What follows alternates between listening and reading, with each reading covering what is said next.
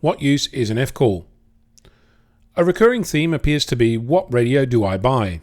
I asked another ham and their breakdown went a little like this. Basically, it's like Macintosh versus Windows, or VI versus Emacs, or Holden versus Ford, or Petrol versus Diesel, or Gin versus Tonic. Every person you ask will give you a different response. Instead of asking, what radio do I buy? Ask yourself another question. What do I want to do with my radio? In answering that question, you'll come across some suitable candidates.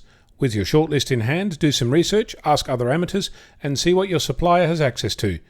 You'll get a much better outcome, and you'll end up with a radio you can use. So, what do I want to do with my radio? The obvious response is everything.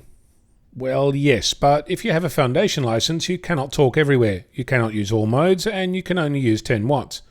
You might live on a hill with nothing but farmland around, or you might live in an apartment with neighbours in all directions. You might have $100 to spend or $5,000. You may want to do contests or have your radio as a safety device.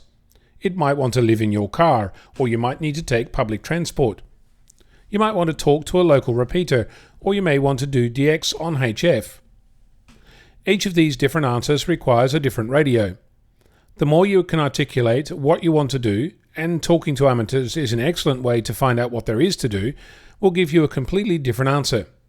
I purchased my radio because I wanted it to be all band, small and portable, but that's not necessarily you. So think about what you want to do with your radio so you can decide what radio to get. As a final note, each use scenario might call for a different radio, so don't be surprised if you end up with more than one. I know I'm beginning to see a trend. Hi. I'm Onno, Victor Kilo 6, Foxtrot Lima Alpha Bravo.